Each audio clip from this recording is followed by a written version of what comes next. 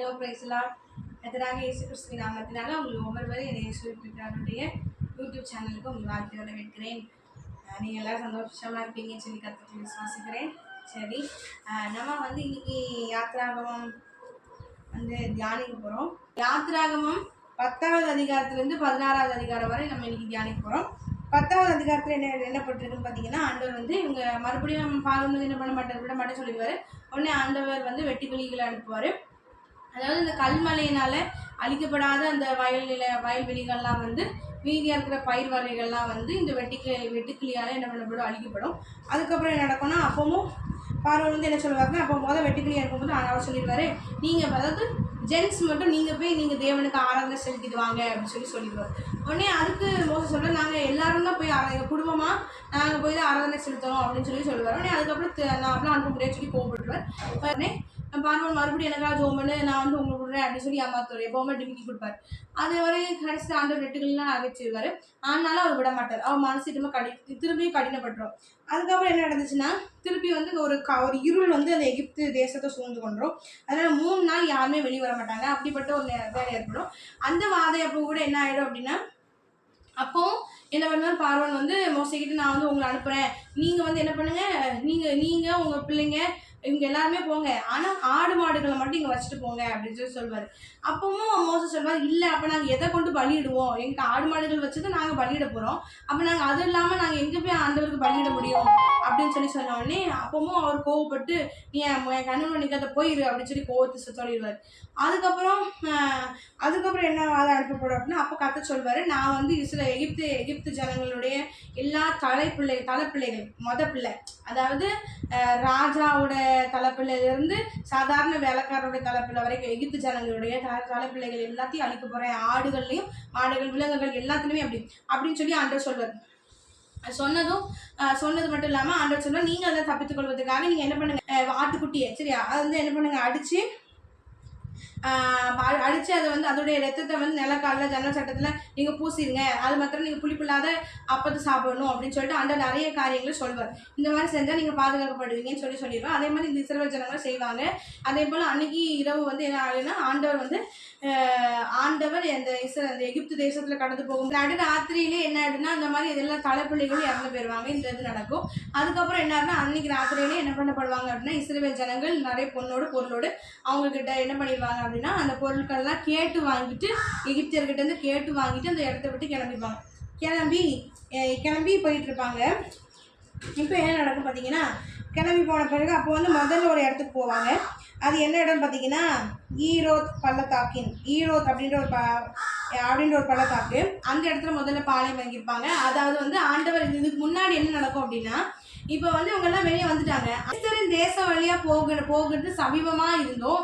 அது ஷார்ட்கட் தான். பெருசோட தேசம் வழியாக போனால் அது ஷார்ட்கட். ஆனாலும் ஆண்டவர் என்ன பண்ணுவார் அப்படின்னா, அந்த வழியாக அனுப்பாமல் அவர்களை என்ன பண்ணுவார்னா, செங்கடல் வழியாக அனுப்புவார். அந்த செங்கடல் வழியாக போகிறது வந்து ஒரு சுற்றி போகிற மாதிரி தான் இருக்கும்.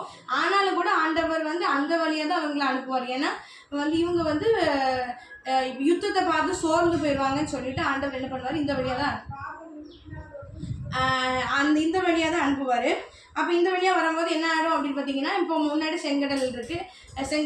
இப்போ என்ன ஆகிடும், பார்வனுடைய அங்கே உள்ளவங்கெல்லாம் பார்வன் என்ன பண்ணுவோட சேனைகளை தட்டிட்டு இப்போ இவங்களுக்கு பின்னாடி வந்துடுவார்.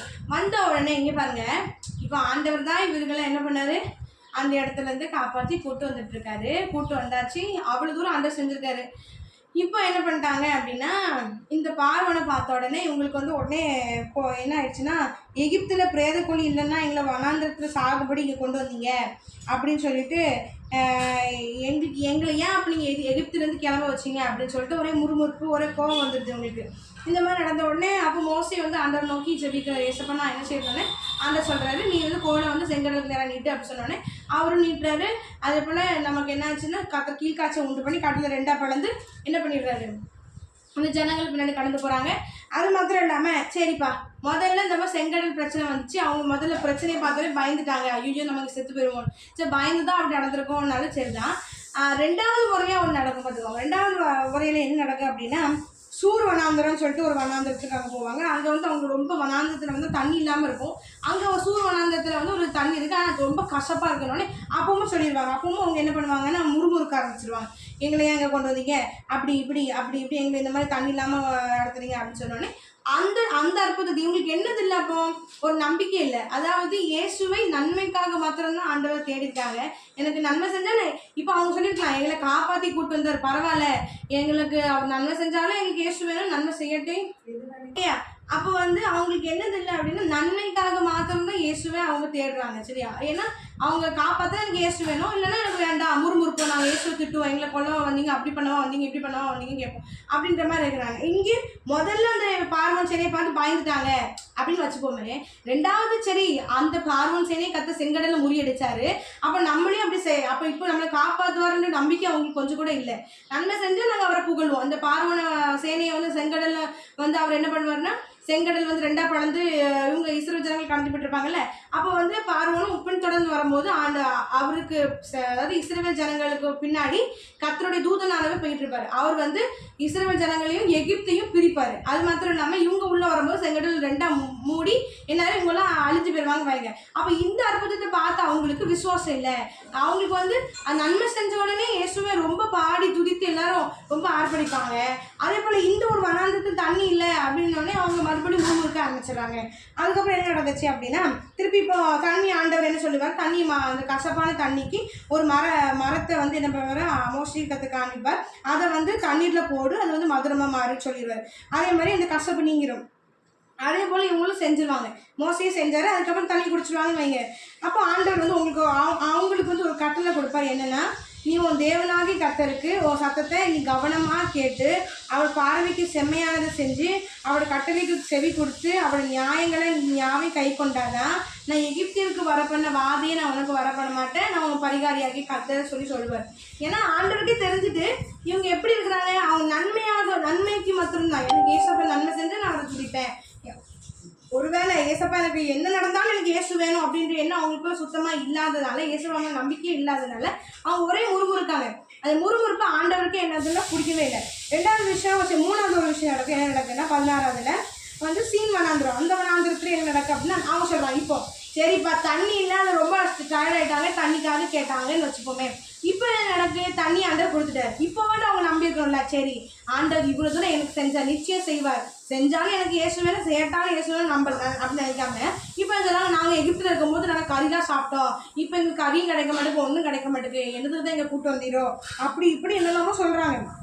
இப்போ ஆண்டவர் பூமியை கோவரமாக வராதா, என்னென்ன கேட்காரோ அது எல்லாம் கேட்காங்களோ அது அவ்வளோத்தையும் ஆண்டவர் கொடுக்குறாரு.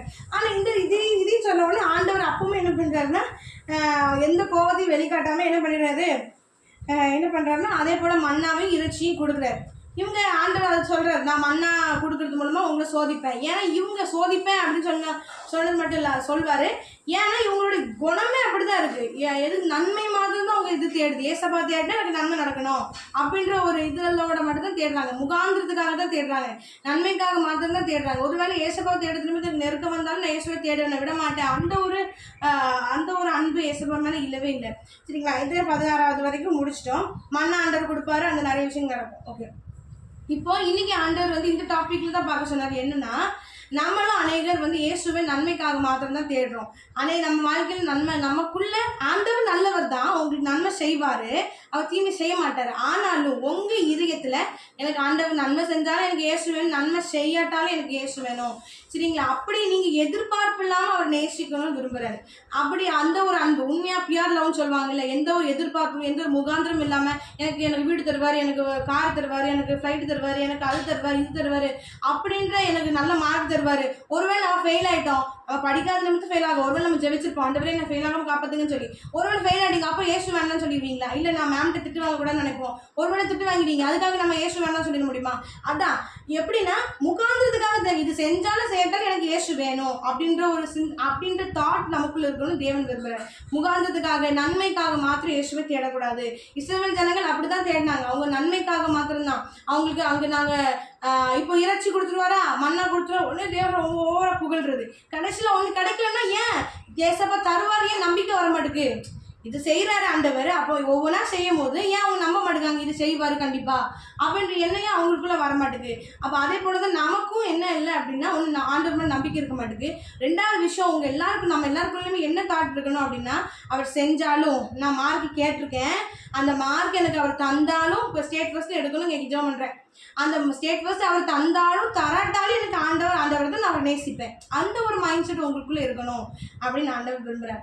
இந்த ஜனங்கள் அப்படி சொல்ல, நீங்கள் எதுவும் எனக்கு கூட்டு வந்தீங்க, ஏன் அப்படி பண்ணீங்க, ஏன் இப்படி பண்ணீங்க, நாங்கள் அங்கேயே இருந்திருப்போம், அங்கேயே நல்லா தான் இருந்தோம் அப்படி அந்த தாங்கன்னு கூட அவங்க கேட்கல.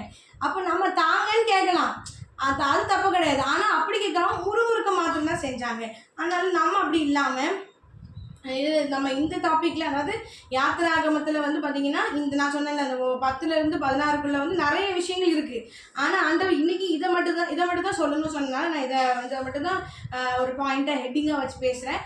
அதனால் நம்மளும் அவங்கள மாதிரி இல்லாமல் எப்பொழுதுமே உங்களுக்கு நமக்குள்ளே யாருக்குள்ளே அந்த எண்ணம் வராது தான், வருமா வரவே வராது. ஆனாலும் கூட நம்ம ஆண்டவர்கிட்ட ஏசப்பா எனக்கு வந்து அப்படிப்பட்ட ஒரு மனசை தாங்க, உண்மையாக நேசிக்கணும், மனசுலேருந்து நேசிக்கணும், எந்த ஒரு முகாந்தத்துக்காக என் தேவை நிறைவேறணும் அப்படிங்கிறதுக்காக நான் தேடவே உங்களை கூடாது ஏசப்பா, அப்படிப்பட்ட உண்மையான அன்பு எனக்கு தாங்கன்னு சொல்லி தேவன்கிட்ட கேட்போம். அது பெற்றுக்கொள்ளுங்க. கர்த்தர் நிச்சயம் உங்களை ஆசீர்வதிப்பாராக. Thank you so much. பாய்.